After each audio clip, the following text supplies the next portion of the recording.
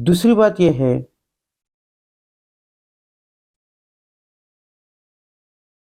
ये वो मिलन है जिसे वेद अटूट मानते हैं। हम भी अटूट मानते हैं।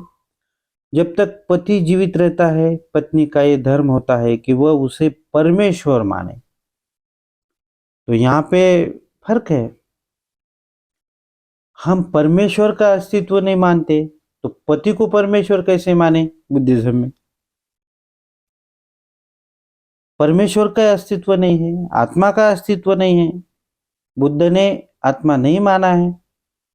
अनात्मवादी भूमिका बुद्ध की रही है, अनात्मवादी थ्योरी बुद्ध की रही है, अनीश्वरवादी थ्योरी बुद्ध की रही है। तो परमेश्वर कहां से आया? अब हम परमेश्वर नहीं मानते तो पति को परमेश्वर कैसे माने? यहां से शुरुआत है। तो हम पति को क्या मानते हैं? तो एक जीवन साथी मानते हैं, एक दोस्त मानते हैं। इतना मुनासिब है। ये ठीक है कि एक जीवन साथी है। अब दूसरी बात जो है, हम जिसे नहीं मानना चाहते,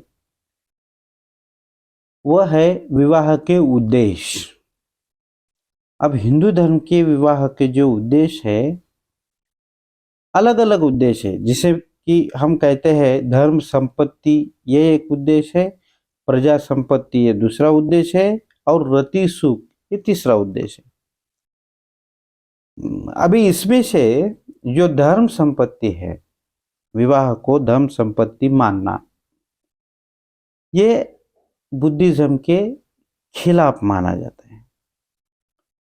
विवाह कोई एक धर्म संपत्ति नहीं होती, वह तो एक दूसरे का मिलन होता है, सहजीवन होता है, और सहजीवन के साथ रहना होता है, और धम्म का पालन करना होता है। वो कोई संपत्ति नहीं होती। वेद क्या कहते हैं इसके बारे में? वेद ऐसे कहते हैं कि विवाह का मुख्य उद्देश्य होता है धर्म। हमारा बुद्धिज्म में विवाह का मुख्य उद्देश्य होता है साथ साथ जीना और सदाचरण के साथ जीना। धर्म इसमें कोई भूमिका नहीं लेता। वेदों के अनुसार धर्म का सर्वोत्तम कार्य है यज्ञों और बलिदानों का अधिष्ठान। अभी यज्ञ बुद्धिज्म में नहीं माना जाता, हिंसा बुद्धिज्म में नहीं मानी जाती, और बलिदान तो बात ही नहीं। हम बलिदान नहीं मानते, बलि देना निषिद्ध मानते हैं बुद्धिज्म में। तो ये जो उद्देश्य है शादी का हिंदू धर्म के तहत, ये हिंदू धर्म का उद्देश्य है जो कि वो माने, लेकिन बुद्धिज्म का ये उद्देश्य नहीं है, तो हम क्यों माने? इसीलिए हमें बौद्धों का अलग कानून चाहिए।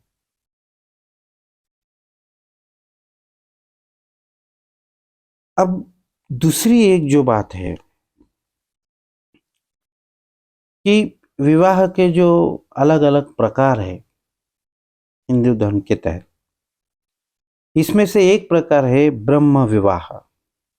अभी बुद्धिज्म में विवाह के कोई नाम नहीं दिए। हिंदू धर्म के विवाह को बहुत सारे अलग अलग नाम दिए हुए हैं, जो कि सामान्य या समाज स्वीकृत विवाह, उसमें 4 प्रकार के विवाह आते हैं, जैसे कि ब्रह्म, दैव, अर्ष, प्रजापत्य कहा जाता है। असामान्य समाज तिरस्कृत विवाह भी उसमें शामिल है, जो कि 4 प्रकार के हैं। उसे असुर, गंधर्व, राक्षस और पैशाचिक कहा जाता है। अभी इन सभी बातों का विश्लेषण करना ये वीडियो का मकसद नहीं है। हम ये जो कि 8 प्रकार है, ये 8 के 8 प्रकार को भी हम नहीं मानते। पहली बात तो हम ब्रह्म ही नहीं मानते। अभी एक पहले प्रकार के बारे में अगर सोचे, ब्रह्म विवाह के बारे में, तो हम ब्रह्म ही नहीं मानते। अगर हम ब्रह्म नहीं मानते, हम ब्रह्मांड नहीं मानते, तो ये ब्रह्म नाम का विवाह मानने की कोई जरूरत नहीं है बौद्ध फिलॉसफी के अनुसार। अब थोड़ा स्टडी के लिए अगर सोचे कि ये ब्रह्म विवाह क्या होता है, तो इस प्रकार के विवाह में कन्या का पिता दूल्हे को निमंत्रण देकर अपने घर बुलाता है और उसे अपनी बेटी दान करता है। अब बेटी दान करना ये बुद्धिज्म के फिलोसॉफी में नहीं बैठता। बेटी दान करना बोले तो क्या है, दान क्यों की करे? हम तो उनको जीवन साथी के हवाले करते हैं, ढूंढ के देते हैं, एक जोड़ी लगाते हैं कि आप खुद स्वतंत्रता से जिए, समानता से जिए, बंधुता से जिए, कोई आपस में असमानता असमानता न हो। इसके लिए हम उसकी जोड़ी लगाते हैं। कोई किसी को दान नहीं देता। तो ये विवाह में ऐसा कहा गया है कि बेटी का पिता अपनी बेटी का दान दूल्हे को देता है। तो बुद्धिज्म के फिलोसॉफी के अनुसार ये ऐसा नहीं होता। इसीलिए हम कहना चाहते हैं कि बौद्धों का स्वतंत्र एक कानून होना चाहिए।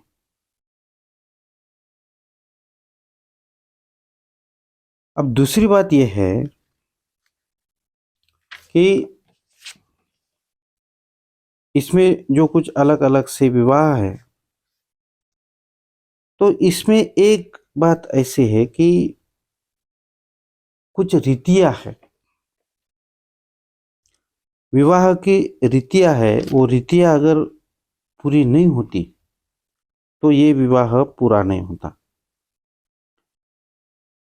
तो इसमें रीतियां क्या हैं? तो आप अगर देखेंगे तो इसमें जो कुछ एक रीति होती है,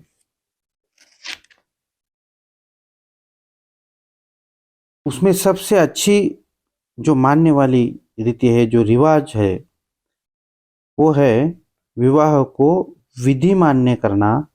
और वो विधि मान्य विवाह अगर करना है आपको, तो पहली बात ये है कि ये विवाह में एक यज्ञ होना चाहिए और यज्ञ के आजू बाजू ये दूल्हा दुल्हन ने 7 फेरे लेने चाहिए। तो उसे विवाह का अनुष्ठान कहा जाएगा। तो ये क्या है विवाह का अनुष्ठान? जो कि रीति में माना जाता है। किसी विवाह के विधि मान्य होने के लिए कुछ शास्त्र सम्मत विधि विधानों का, अथवा देखिए, शास्त्र सम्मत विधि विधानों का अथवा परंपरागत रस्म रिवाजों का पालन होना जरूरी है। अब परंपरागत रस्म और रिवाजों का पालन होना जरूरी है, तो वो रस्म तो बुद्धिज्म के रीति रिवाजों के अनुसार होनी चाहिए। अब वो रस्म अगर बुद्धिज्म के रीति रिवाजों के अनुसार नहीं है, तो हम कैसे माने? बुद्धिस्ट लोग कैसे मानेंगे? और शास्त्र सम्मत ये जो बात है, तो हम शास्त्र को ही नहीं मानते, हम साइंस जरूर मानते हैं, लेकिन ये जो धर्म शास्त्र है उसमें कुछ भेदाभेद की बात कही है, तो उसे हमने नकारा है पहले से। डॉक्टर बाबा साहब आम्बेडकर ने नकारा है, बुद्ध ने नकारा है। बुद्ध बुद्ध तो ये विषमता तो कहीं मानते ही नहीं। तो अगर ऐसी बात है तो ये शास्त्र सम्मत होने की कोई बात नहीं है। बुद्धिज्म की शादी ऐसे रिवाज की शादी नहीं होती। अब क्या रस्म क्या है ये भी देखिए, रिवाजों का पालन क्या करना है, अनुष्ठान क्या है। तो ये है कि होम तथा पानी ग्रहण, होम तथा पानी ग्रहण। अब होम क्या होता है, पवित्र अग्नि का आवाहन होता है। एक अग्नि होती है, उसमें कुछ कुंड में होम जलाया जाता है। अब उसमें कुछ पानी या कुछ चीजें डाली जाती है और पूजा की जाती है।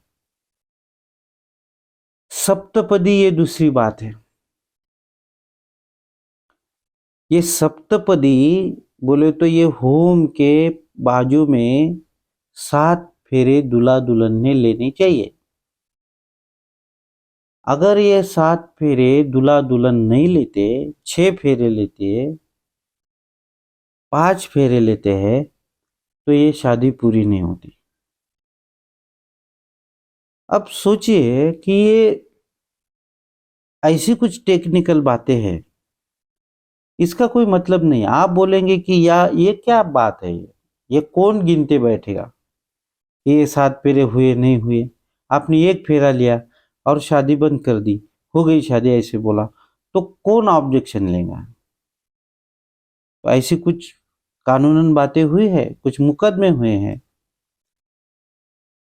कुछ बौद्ध लड़कियों ने बौद्धेतर लड़कों के साथ शादियां की और 7 फेरे नहीं लिए। लेकिन जब दोनों की बात नहीं जमी, साथ में वो नहीं रह सके और डिवोर्स पे बात आ गई, एक दूसरे से अलग होने की बात आई, तो वो लड़कों ने साफ नकारा कि हमारी शादी हुई है। तो कोर्ट ने पूछा कि आपकी शादी क्यों नहीं हुई, आपकी तो शादी हुई है। लड़की तो बोल रही है ये आपकी पत्नी है। तो लड़कों ने बताया कि हमने 7 फेरे